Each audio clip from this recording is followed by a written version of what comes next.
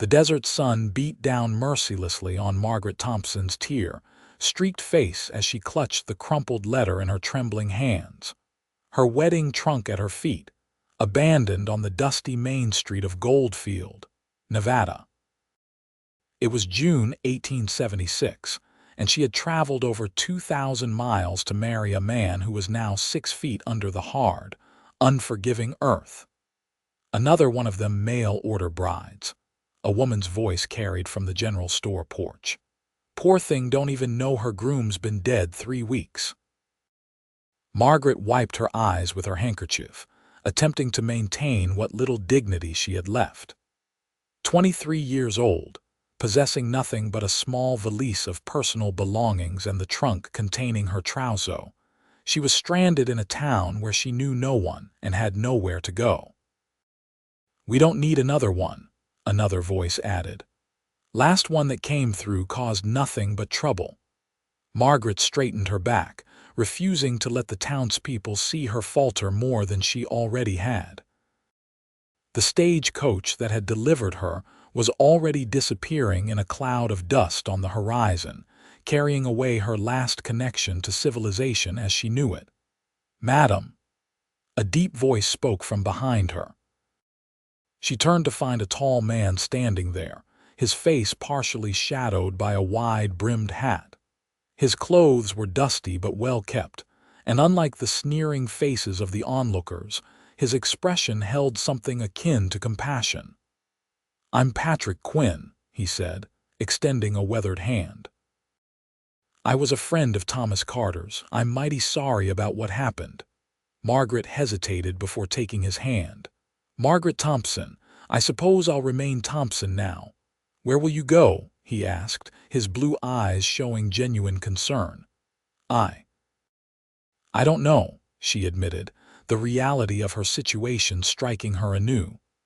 "I spent everything I had on the passage here." The whispers from the townsfolk grew louder, and Margaret could hear the mockery in their tones. "Mail-order bride with no groom," someone laughed. "Might as well head to the saloon and make herself useful." Patrick's jaw tightened at the cruel remarks. He looked at Margaret, at the proud way she held herself despite her circumstances, and made a decision.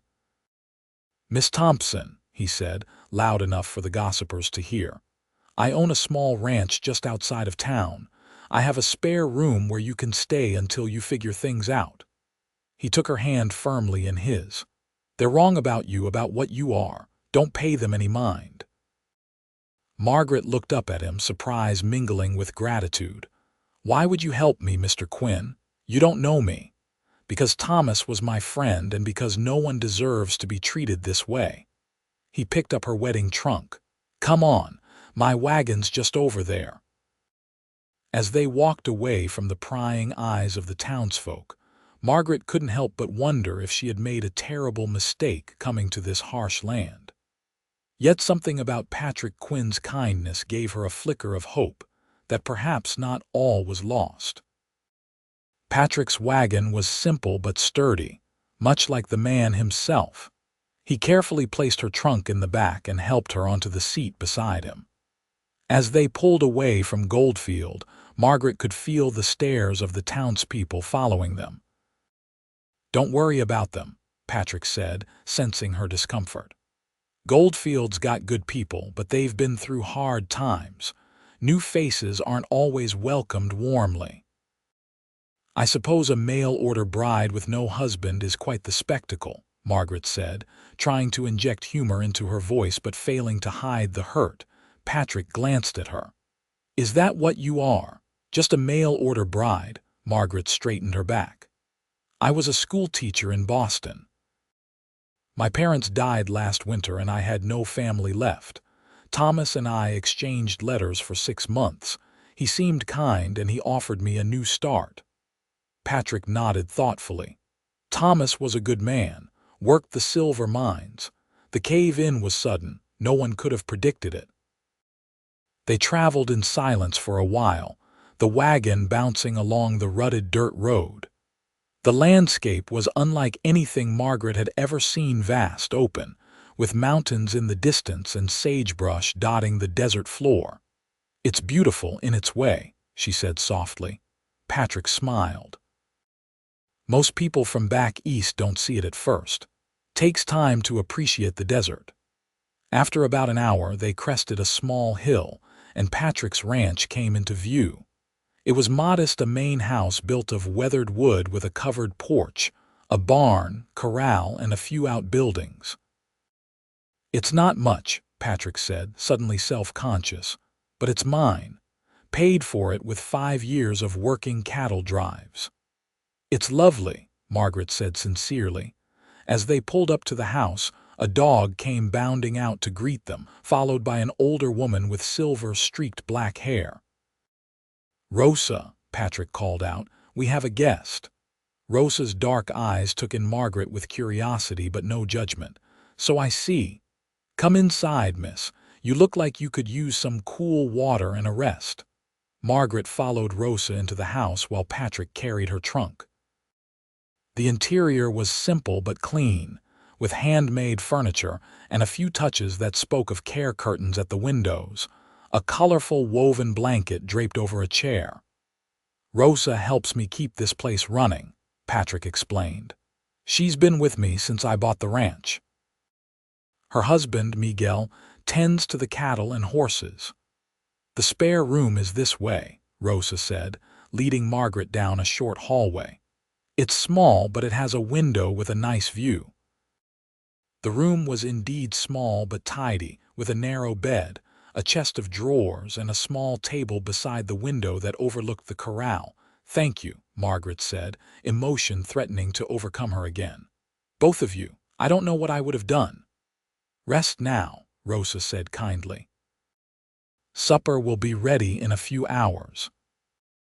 Left alone, Margaret sat on the edge of the bed and finally allowed herself to weep properly for Thomas, whom she had never met but had pinned her hopes on, for her parents, whose deaths had left her adrift, and for herself, a woman alone in a strange and unforgiving land.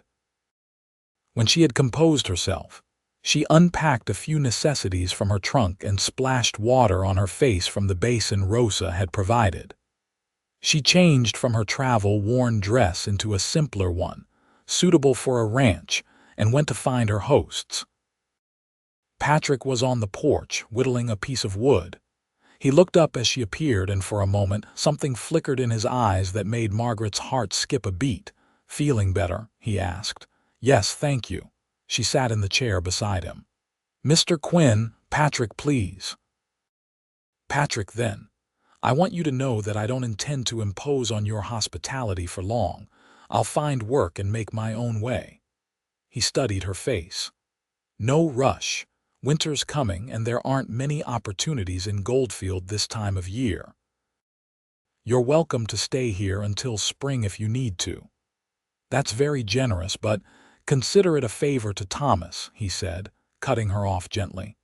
"Besides, Rosa appreciates having another woman around." Margaret nodded, knowing she had little choice but to accept his offer, at least for now. "Then I'll earn my keep. I can cook, clean, sew whatever is needed." Patrick smiled. "I'm sure Rosa will be glad of the help." Over the next few weeks, Margaret settled into life at the Quinn ranch. She rose early each morning to help Rosa prepare breakfast for Patrick and Miguel before they headed out to work with the cattle. She learned to make tortillas under Rosa's patient guidance, to collect eggs without antagonizing the temperamental hens, and to appreciate the rhythms of ranch life. Patrick kept his distance, polite but reserved. Margaret often caught him watching her when he thought she wasn't looking, a thoughtful expression on his face. One evening, as they sat on the porch after supper, Margaret asked, "How long have you been in Nevada?" Patrick leaned back in his chair. "Came here in '65, right after the war. Served with the Union Army, though I was just a boy when I joined up." Lied about my age. "You fought in the war?" Margaret was intrigued. Patrick rarely spoke about his past. He nodded. "Last year of it. Saw enough to know I wanted something different afterward. Headed west, worked as a cowhand, saved every penny, Bought this place 4 years ago. And you've been alone all this time." A shadow crossed his face. "Not always. I was married once briefly. She died of fever the first winter here." "I'm so sorry," Margaret said softly. "It was a long time ago." He stood up. "I should check the horses before turning in." As October turned to November, the air grew cooler, and Margaret found herself dreading the coming spring when she would need to leave the safety of Patrick's ranch. She had come to enjoy the quiet evenings, the simple meals shared around the table, and even Patrick's reserved company. On a crisp morning, Patrick announced he needed to go into town for supplies. "Would you like to come along? Might do you good to get off the ranch for a bit."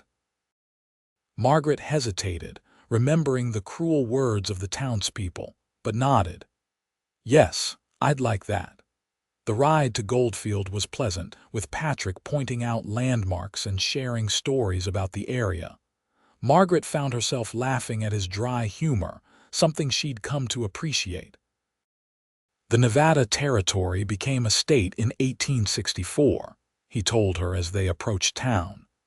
"Silver mining put Goldfield on the map, but it's the ranches that keep it going now that many of the mines are playing out." As they pulled into town, Margaret felt the stares of the townspeople. She held her head high, determined not to show how much their whispers affected her. Patrick helped her down from the wagon. "I need to see the blacksmith. Would you like to visit the mercantile? I won't be long." "Yes, thank you." She smoothed her skirts, grateful for the opportunity to explore a bit. Inside the mercantile, Mrs. Hanson, the proprietor's wife, eyed her suspiciously. "You're that mail-order bride, aren't you? The one staying out at Quinn's place?" "Yes, I'm Margaret Thompson." She kept her tone polite but cool. People are talking, you know. A single woman living with a bachelor." Margaret felt her cheeks flush. "Mr. Quinn has been kind enough to offer me shelter until I can establish myself. Rosa and Miguel are also in residence. Still, it's not proper, Mrs. Hanson sniffed. "Unless, of course, you've set your sights on him now that your intended is gone." Before Margaret could respond, another woman entered the store. "Oh, you must be Miss Thompson. I'm Elizabeth Wilson, the pastor's wife." Margaret turned gratefully to the newcomer. "Yes, pleased to meet you." "I've been hoping to speak with you," Elizabeth said warmly. "We're in desperate need of someone with teaching experience for our school. The previous teacher left to get married last month." Margaret's heart leaped. "I was a teacher in Boston for 5 years." "Wonderful. Could you call on me tomorrow to discuss it? The children have been without proper instruction for weeks." "I would be delighted," Margaret said, her mind racing with possibilities. This could be her chance to gain independence. When Patrick returned, she shared the news excitedly. "If they offer me the position, I could move into town, perhaps find a room to rent." Something flickered across Patrick's face, disappointment, but he quickly smiled. "That's fine news. I told you things would work out." On the way home, they stopped by a stream to rest the horses. Patrick helped Margaret down, his hands lingering at her waist a moment longer than necessary. "Thank you for bringing me today," she said, suddenly aware of how close they were standing. "Margaret," he began, then stopped, seeming to struggle with his words. I've enjoyed having you at the ranch." "I've enjoyed being there," she replied softly. For a moment, it seemed he might say more, but instead he turned away to check on the horses. The next day, Margaret rode into town with Patrick, her stomach fluttering with nerves. Elizabeth Wilson greeted her warmly at the small schoolhouse, introducing her to the town council members who had gathered to meet her. "Miss Thompson comes highly recommended," Elizabeth said, though Margaret knew she had no references here. The men questioned her about her experience and teaching methods. Margaret answered confidently, her passion for education evident in every word. "There's just one concern," said Mr. Barton, the bank manager. "Your unusual situation." Margaret's back stiffened. "My situation?" Well, arriving as a mail-order bride, now staying with Mr. Quinn, some parents might object. I fail to see how my personal circumstances affect my ability to teach, Margaret replied evenly. It's a matter of moral character, Mr. Barton persisted. Children are impressionable. Elizabeth intervened. Margaret has shown nothing but propriety, and we desperately need a teacher. After much debate, the council agreed to offer Margaret the position, though at a lower salary than she had hoped. She accepted graciously, knowing it was her best option. You can stay in the rooms above the schoolhouse, Elizabeth told her. They're small but private. As they left the meeting, Patrick was waiting outside. How did it go? I got the position, Margaret said, unable to contain her smile. I start next week. Congratulations. His smile didn't quite reach his eyes. Let's celebrate. Dinner at the hotel. The hotel dining room was the finest establishment in Goldfield, which wasn't saying much, but the food was good, and a piano player provided genteel background music. As they ate, Patrick seemed distant, responding to her excited chatter with short answers. Finally, Margaret put down her fork. Is something wrong? He looked at her directly for the first time that evening. No, I'm happy for you. This is what you wanted. But Patrick sighed. I've gotten used to having you around, that's all. Before Margaret could respond, Mrs. Hanson and her husband approached their table. Mr. Quinn, Miss Thompson, Mrs. Hanson said with false sweetness. How nice to see you dining together. Evening, Patrick replied curtly. I hear congratulations are in order, Mr. Hanson said. Our new school teacher, though some are questioning the council's judgment given your background. Patrick's jaw tightened. Miss Thompson's background as a Boston schoolteacher is exactly why she's qualified. That's not what I meant, and you know it, Hanson replied with a smirk. Mail-order brides aren't exactly known for their virtue. Why, for all we know, she could have been. That's enough. Patrick stood abruptly, his voice dangerously quiet. Miss Thompson deserves your respect. She's faced adversity with more dignity than most show in a lifetime of ease. The dining room had gone silent, all eyes on their table. Margaret felt her face burning with embarrassment and gratitude. Mrs. Hanson sniffed. Well, I never. Come, Harold. She pulled her husband away. Patrick sat back down, his face flushed with anger. I'm sorry about that. Thank you for defending me, Margaret said softly. He reached across the table and took her hand. They're wrong about you, Margaret. Don't ever let them make you believe otherwise. The touch of his hand sent warmth spreading through her, and in that moment, Margaret realized that her feelings for Patrick Quinn had grown into something much deeper than gratitude.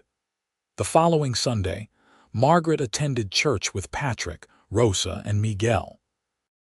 She felt the stares and whispers but kept her head high, bolstered by Patrick's steady presence beside her. After the service, Elizabeth introduced her to several families with school-age children. Most were polite if reserved, clearly sizing her up. Miss Thompson, called a woman's voice as they were preparing to leave. Margaret turned to see Mrs. Barton, the bank manager's wife, approaching with a stern expression. I wanted to speak with you about my concerns regarding the school. Patrick stepped closer to Margaret, his protective instinct evident. Mrs. Barton, he acknowledged coolly. I have 2 daughters who will be in your classroom, Mrs. Barton continued, ignoring Patrick. I want to be assured of their moral education. Margaret met the woman's gaze steadily. I assure you, Mrs. Barton, that I take the responsibility of shaping young minds very seriously. Academic excellence and moral character were the cornerstones of my teaching in Boston. Yes, well, Boston is not Goldfield, and your circumstances here are unusual. My circumstances do not define my character or my abilities, Margaret replied, her voice firm despite her racing heart. Mrs. Barton's mouth tightened. We shall see. I'll be watching closely, Miss Thompson." As the woman walked away, Margaret felt Patrick's hand at the small of her back, steadying her. "You handled that well," he murmured. "I'm not sure I'm prepared for this level of scrutiny," Margaret admitted as they walked to the wagon. "You're stronger than you know," Patrick said. "And you won't face it alone." The next week, Margaret moved into the small apartment above the schoolhouse. It was sparsely furnished with just a bed, a table with 2 chairs, a small stove, and a bookshelf. But it was hers, and that meant something. Patrick helped carry her trunk up the narrow stairs, his expression unreadable as he set it down in the bedroom. "It's not much," he said, looking around. "It's perfect," Margaret insisted. "My first real home in Nevada." "You know you always have a place at the ranch," he said, his eyes meeting hers briefly before looking away. "I know," she said softly, "and I'm grateful." An awkward silence fell between them. Finally, Patrick cleared his throat. "Well, I should let you get settled. Good luck tomorrow." After he left, Margaret sat on the edge of the bed, an inexplicable emptiness settling over her despite her excitement about starting her new position. The next morning, Margaret rose early, dressed in her most professional attire, and prepared to meet her students. 20 children ranging from 6 to 16 years old filed into the one-room schoolhouse, eyeing her curiously. "Good morning," she said, her teacher's voice coming back to her naturally. "I am Miss Thompson, and I am delighted to be your new teacher." The children responded with varying degrees of enthusiasm. Margaret noticed the Barton girls whispering to each other, casting sidelong glances her way.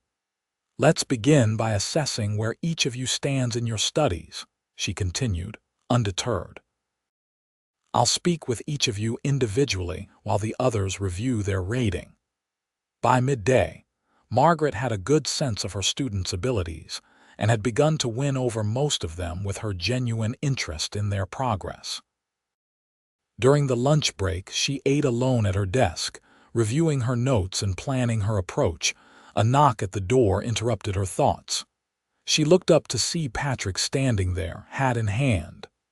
"Patrick, what brings you to town?" he shifted awkwardly. "Just wanted to see how your first day was going." Warmth spread through her at his thoughtfulness.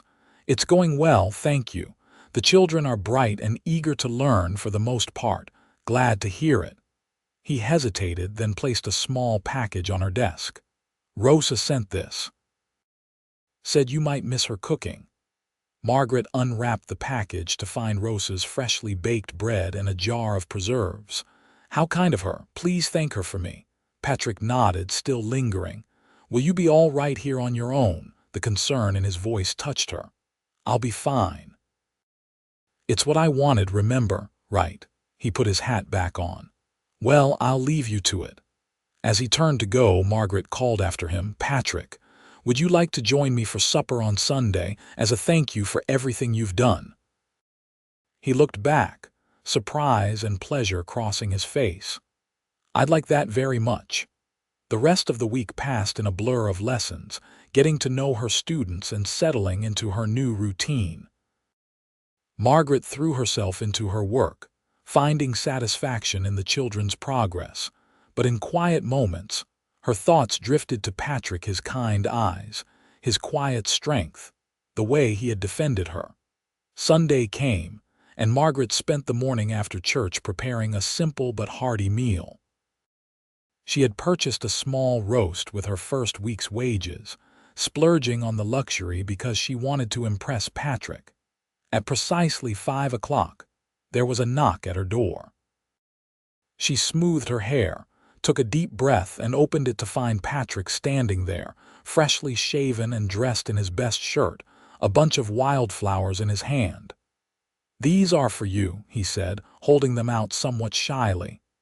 "They're beautiful," she said, genuinely touched. "Come in, please." Patrick ducked his head to enter the low doorway, his eyes taking in the small apartment that she had tried to make more homey with a tablecloth and a vase of dried sage. "Something smells wonderful," he commented. "Pot roast," she said, leading him to the table. "I hope you like it." "One of my favorites," he assured her. Conversation flowed more easily than Margaret had expected as they enjoyed the meal. Patrick told her about his plans for the ranch, and she shared stories about her students. It felt comfortable, natural, as if they'd known each other for years rather than months. "I'm sorry about the way some folks in town have treated you," Patrick said as they lingered over coffee. "Goldfield can be hard on newcomers, especially women on their own." "I'm managing," Margaret said. "The children are accepting me, which is what matters most. Still, it's not right." Patrick's jaw tightened. "You came here honorably to marry Thomas. What happened wasn't your fault." "Life rarely goes as planned," Margaret said softly. "My parents didn't plan to die of influenza. Thomas didn't plan to be caught in a cave-in. We adapt and move forward." Patrick looked at her with admiration. "You're an extraordinary woman, Margaret Thompson." The warmth in his voice made her blush. "Hardly, just practical, I suppose." "No," he insisted. "Most would have taken the first stage back east after what happened. But you stayed, made a place for yourself. That takes courage." Margaret met his gaze. "I had help. Without you, I don't know what would have become of me that first day." "I'm glad I was there," he said simply. As he prepared to leave, Patrick lingered at the door. "I'd like to call on you properly, Margaret. With your permission." Her heart skipped a beat. "I'd like that very much." He smiled, a genuine smile that transformed his usually serious face. "Good night, then." "Good night, Patrick." After he left, Margaret leaned against the closed door, her heart full of something she hadn't felt in a long time: hope. The following weeks brought a new rhythm to Margaret's life. She taught during the week, gradually winning the respect of her students and even some of the more skeptical parents. On Wednesdays, Patrick would come to town for supplies and always found time to stop by the schoolhouse, sometimes bringing small gifts, a book he thought she might enjoy, honey from a farmer he knew, or wildflowers he'd gathered along the way. On Sundays after church, they would walk together, sometimes joined by Elizabeth and her husband, other times just the two of them, talking about everything and nothing. Margaret found herself looking forward to these times with an eagerness that both thrilled and frightened her. December arrived, bringing colder weather and excitement about the upcoming Christmas celebrations. The town council asked Margaret to organize the school's Christmas pageant, a responsibility she embraced enthusiastically. "I've never seen the children so excited about school," Elizabeth commented one afternoon as they worked on costumes. "You've made quite an impact in a short time." "They're wonderful children," Margaret said. "Even the Barton girls are coming around." "Speaking of coming around," Elizabeth gave her a knowing smile, "you and Patrick Quinn seem to be getting quite close." Margaret felt her cheeks warm. "He's been very kind to me." "It's more than kindness, dear. I've known Patrick for years, and I've never seen him look at anyone the way he looks at you." Margaret's heart fluttered at the thought. "Do you think people talk, about us, I mean?" "People always talk in small towns," Elizabeth said pragmatically. "But they're starting to see you for who you are, not how you arrived here. And Patrick is well respected. His interest in you has helped change minds." "I don't want him to court me out of pity or obligation," Margaret said, voicing a fear that had lingered in her mind. Elizabeth laughed. "Trust me, that man is not acting from pity. I've seen the way his eyes follow you. That's admiration, maybe even love." The Christmas pageant was scheduled for the Friday before Christmas. The entire town turned out, the schoolhouse packed to capacity with proud parents and curious townspeople. Margaret watched nervously as her students performed the nativity story. When little Tommy Wilson, playing Joseph, forgot his lines, she prompted him gently from the side, her heart swelling with pride as he recovered and continued. After the final song, the audience erupted in applause. Parents rushed forward to congratulate their children, and Margaret found herself surrounded by people offering praise and thanks. "You've done a remarkable job, Miss Thompson," Mr. Barton said, surprising her with his sincerity. "My girls have learned more in these few weeks than in the entire previous year." "Thank you, Mr. Barton. Your daughters are very bright students." As the crowd thinned, Margaret noticed Patrick standing quietly at the back of the room, watching her with an expression that made her breath catch. He made his way to her as the last families departed. "That was something special," he said. "You should be proud." "I am," she admitted. "They worked so hard. I brought you something."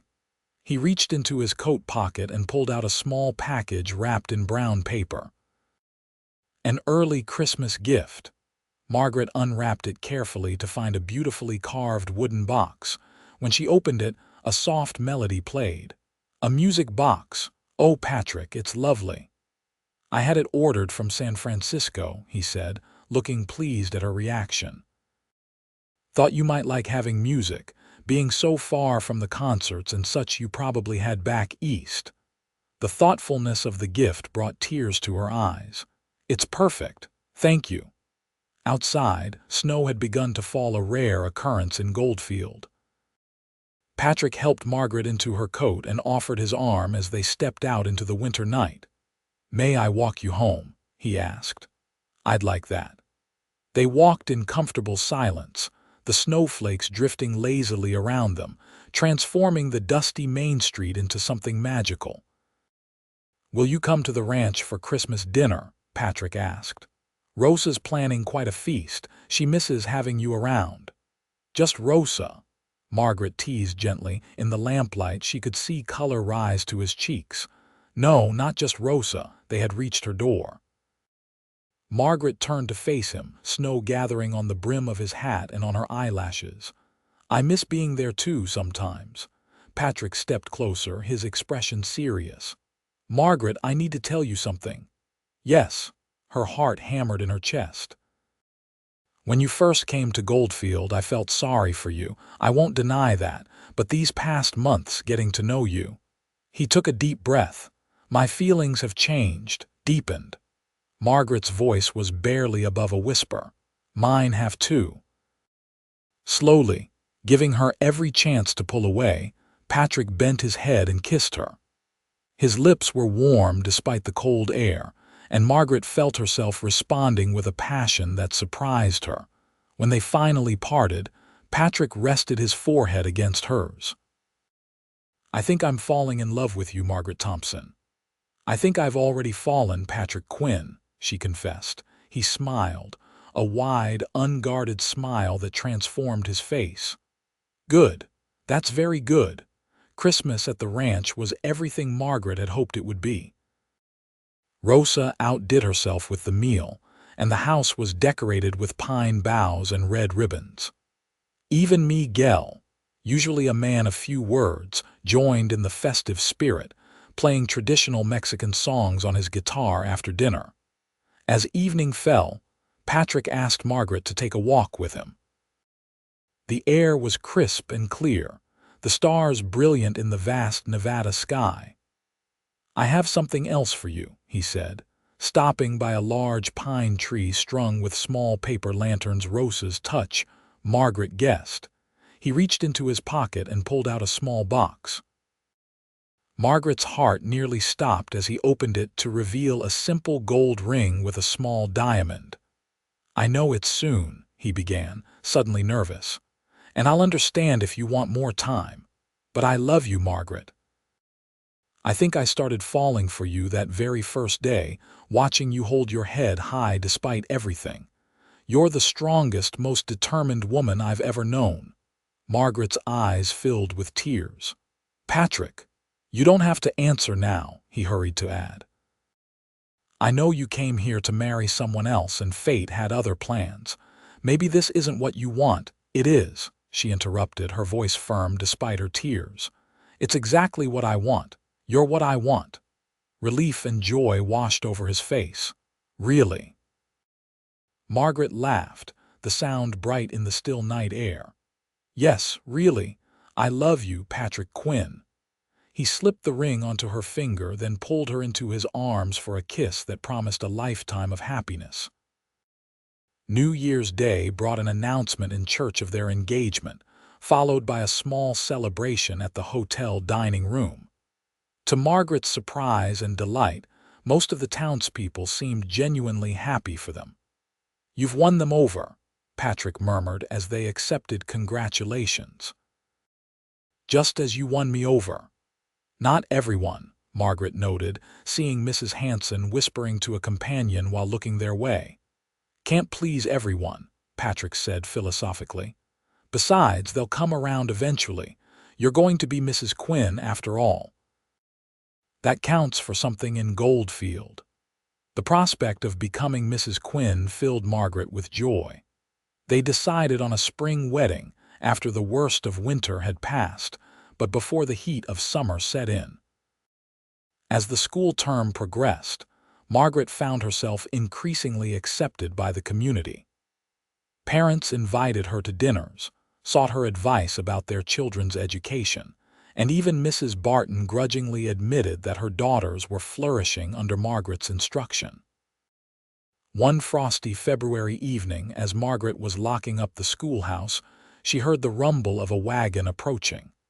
Looking up, she was surprised to see Patrick, who usually visited on Wednesdays, not Fridays. "Is everything all right?" she asked as he jumped down. "Everything's fine," he assured her. "I just couldn't wait until Sunday to see you." He helped her into the wagon. "I thought we might have dinner at the hotel. There's something I want to discuss with you." At the hotel, after they had ordered, Patrick seemed unusually serious. "I've been thinking about the ranch," he began. "What about it?" "It's doing well, but I've always wanted to expand. There's a parcel of land adjoining mine that's just come up for sale, good grazing land with a reliable spring." Margaret nodded, not sure where this was leading. "That sounds like a good opportunity.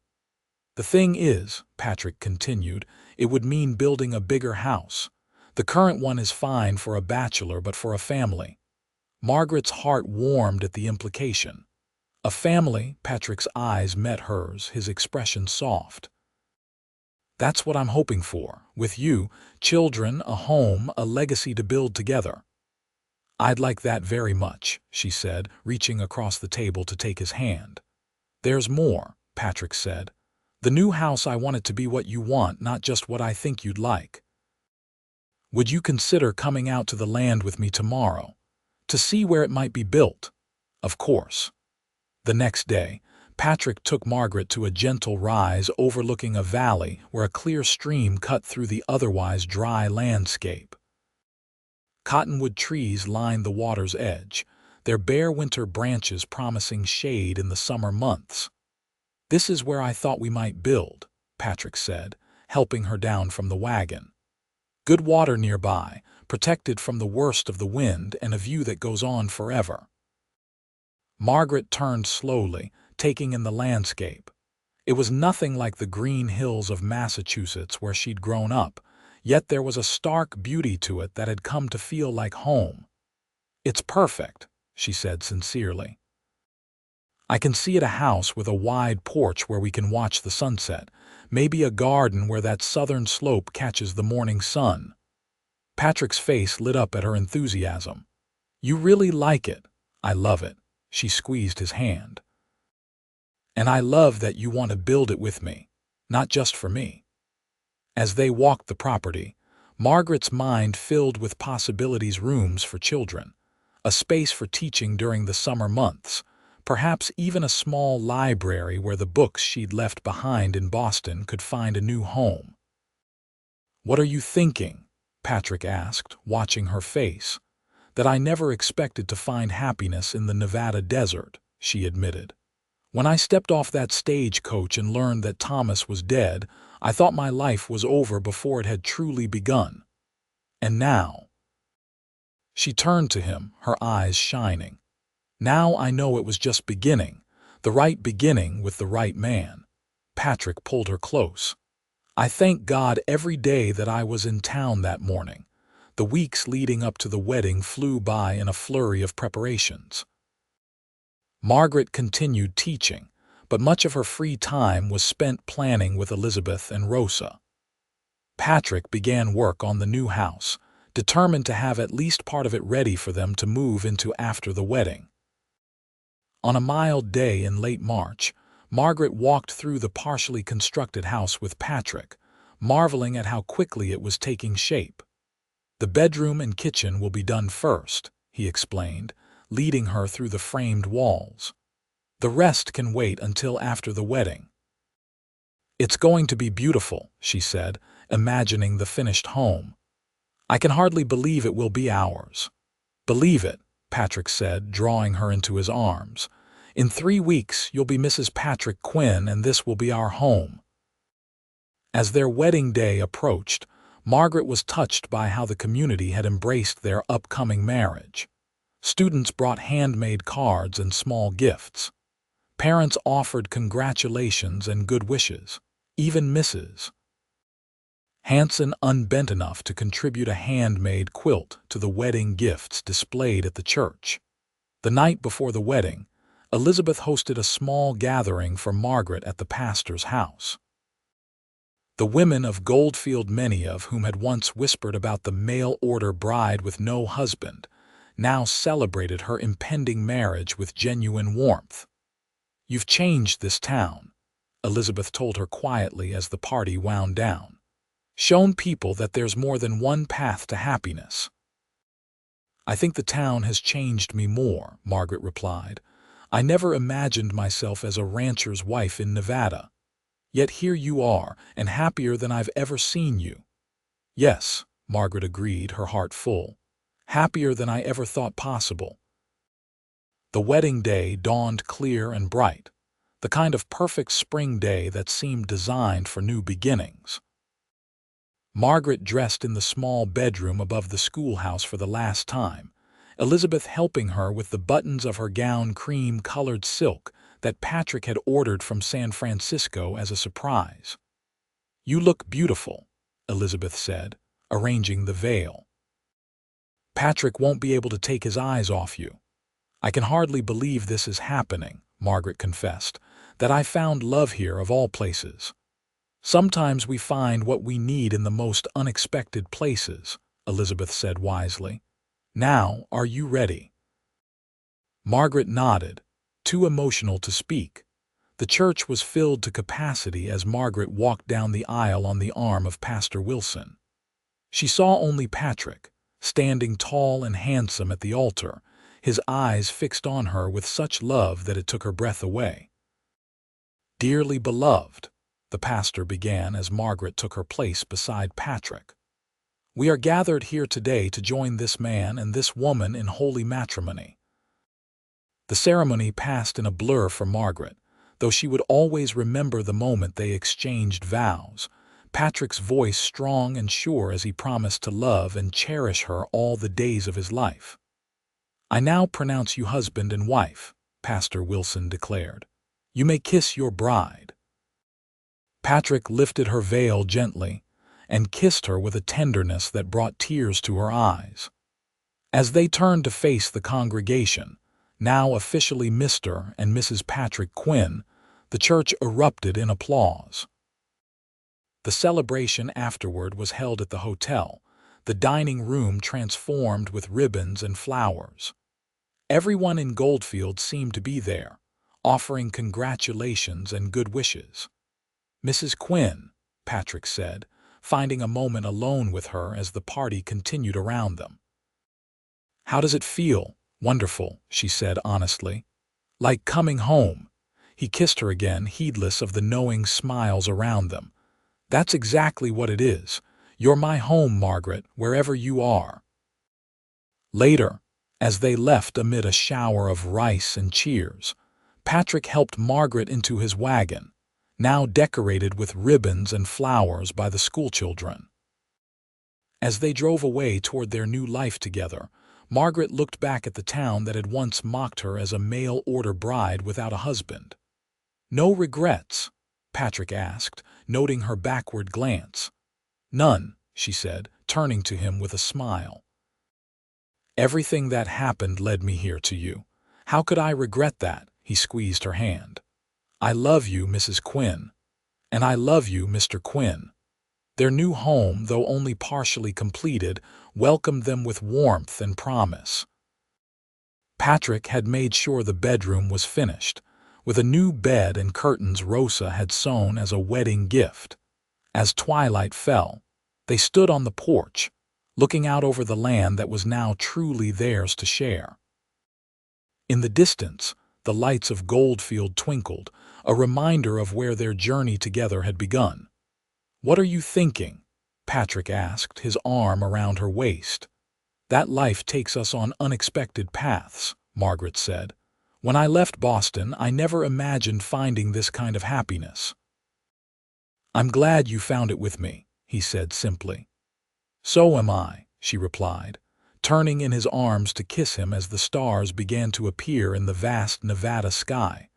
5 years later, Margaret stood on that same porch, watching as Patrick taught their 4-year-old son, Thomas, to ride his first pony. Their 2-year-old daughter, Sarah, played at her feet, arranging pebbles in patterns that made sense only to her. The house was complete now, even larger than they had originally planned to accommodate their growing family and Margaret's small school for the children of nearby ranches who couldn't make the daily trip into Goldfield. Patrick looked up and caught her watching, his face breaking into the smile that still made her heart skip a beat. He lifted Thomas from the pony and set him on his feet, then made his way to the porch. "How are my girls?" he asked, scooping up Sarah, who giggled with delight. "We're just fine," Margaret replied, leaning into his side as he wrapped his free arm around her. "Just watching my handsome men." Patrick kissed her temple. "Have I told you today how much I love you?" "Yes, but I never tire of hearing it." "I love you, Margaret Quinn. More today than yesterday, less than tomorrow." As they stood together, their children laughing in the golden light of late afternoon, Margaret thought about the journey that had brought her here. The pain of losing her parents, the hope she had placed in letters from a stranger, the heartbreak of arriving in Goldfield to find him gone. And then Patrick, taking her hand when everyone else had turned away, telling her firmly, "They're wrong about you." Patrick, who had seen her worth when she was just a mail-order bride without a groom, who had given her time to find her own path, who had loved her enough to build a life with her in this beautiful, harsh land. "Penny for your thoughts," he said, noticing her pensive expression. "I was just thinking that sometimes the worst day of your life can lead to the best," she said. "If Thomas hadn't died, if you hadn't been in town that day," Patrick's arm tightened around her, "I'd have found you somehow, I'm sure of it." "Are you?" she asked, smiling up at him. "Absolutely. Some things are meant to be, Margaret. You and me, we were always meant to find each other." As the sun set over their home, casting long shadows across the land they had built together, Margaret knew with absolute certainty that he was right. This was where she belonged, with this man who had defended her honor, believed in her strength, and loved her with his whole heart. The mail-order bride had found her true home at last, not with the man she had traveled so far to marry, but with the one who had been waiting for her all along, though neither of them had known it, until fate and circumstance brought them together on a dusty street in Goldfield, Nevada.